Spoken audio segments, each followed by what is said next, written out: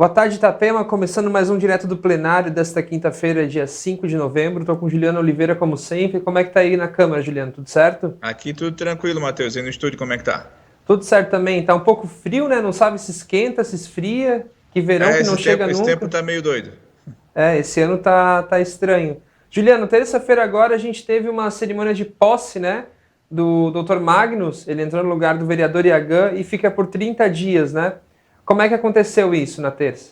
Isso, na verdade, nós tivemos que já dar posse para o Dr. Magno já no dia 1º, né? Que foi quando foi feita o afastamento do vereador Iagã. Então, a partir do dia 1º, foi domingo, o Dr. Magno já tomou posse.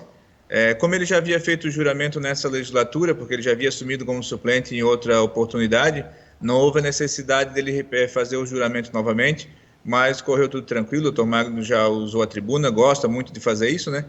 Tem uma oratória muito boa e já inaugurou a tribuna já nessa primeira sessão. Dr. Magnus é conhecido por falar bastante nas sessões e essas próximas 3 sessões dele como vereador devem ter ele na tribuna bastante, né, Juliano? Sim, com certeza, Matheus. Eu quero que tu explique um pouco para o pessoal, a gente retoma, né, por que o Iagã foi afastado por 30 dias e por que o Magnus entrou no lugar dele? Não existem outros suplentes a vereador? Por que a escolha do Magnus, né? Qual que é a regra para isso? O vereador Iagã, então, foi afastado num processo dentro da Comissão de Ética e Decoro Parlamentar. A comissão entendeu que houve alguns indícios de irregularidades ali na sua conduta enquanto vereador, então decidiu dar esse afastamento temporário de 30 dias. Dia 1º de dezembro, o vereador Iagã volta a assumir uma cadeira na Câmara.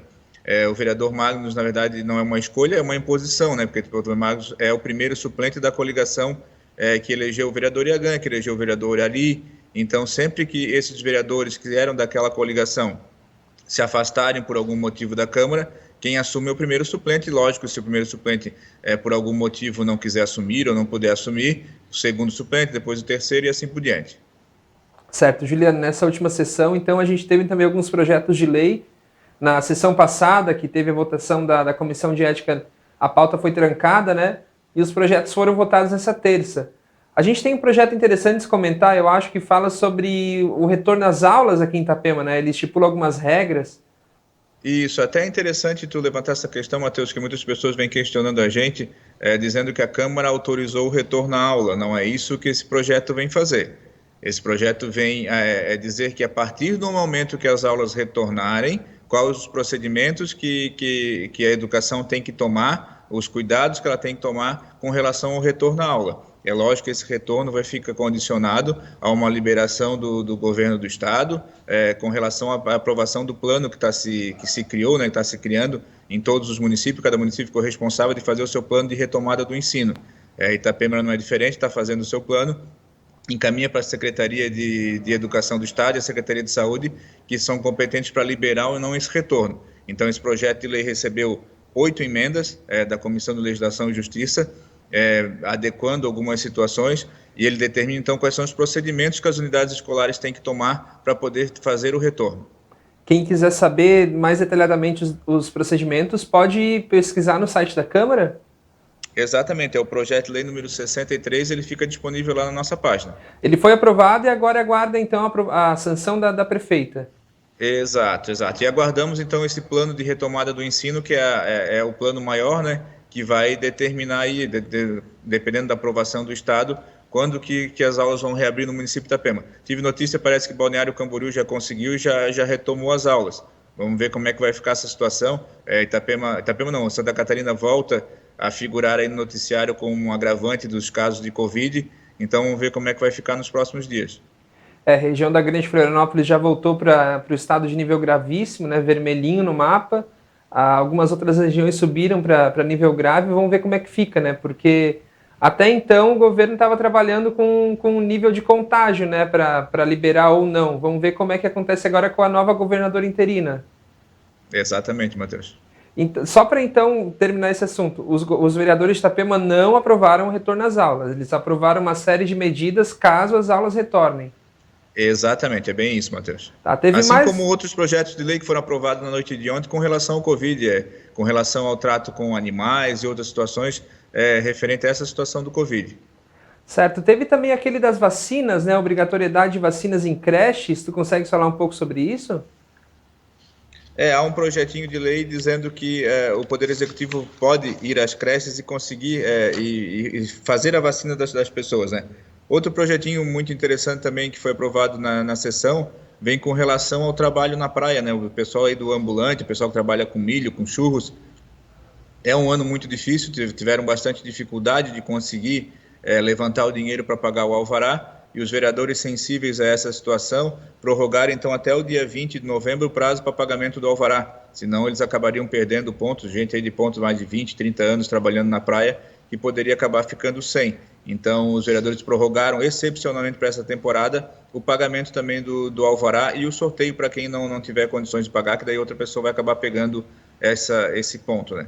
Ô, Juliana, aquilo que a gente conversava no início da pandemia e das restrições, né? Que algumas categorias iriam sofrer algum prejuízo depois que a pandemia já estivesse acontecendo e estivesse diminuindo.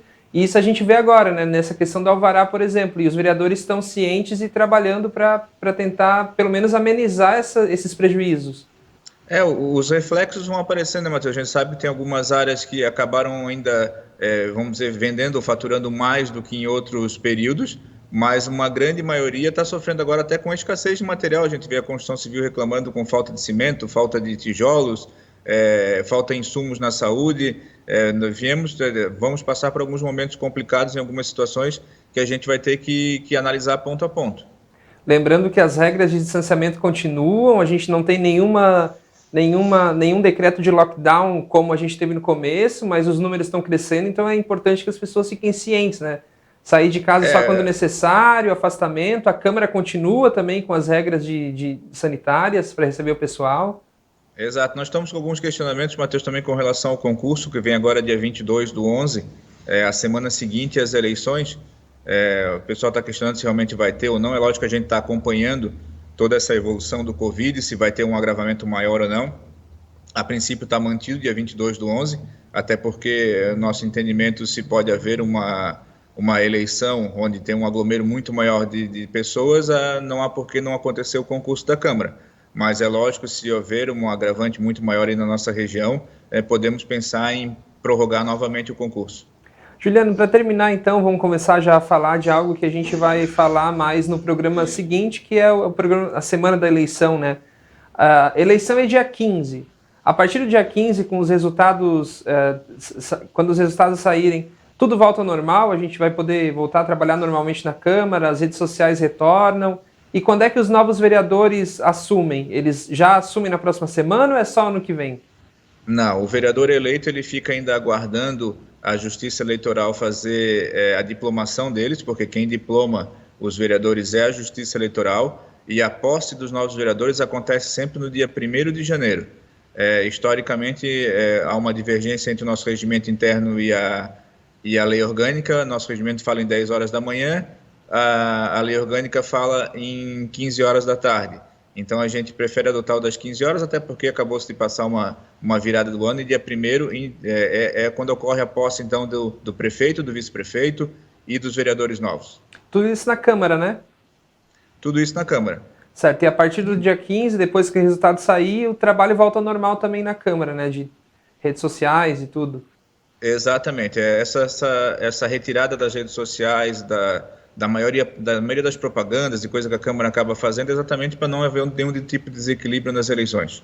Certo. Juliano, obrigado, tá? A gente se vê terça-feira que vem, então, e voltando aos trabalhos mais ferrenhos na próxima terça pós-eleição, né? Quando tudo isso passar. Beleza? Obrigado. Aí, boa tarde aí para ti, bom finalzinho de semana e até terça-feira. Valeu, boa tarde. Para vocês também, até terça-feira.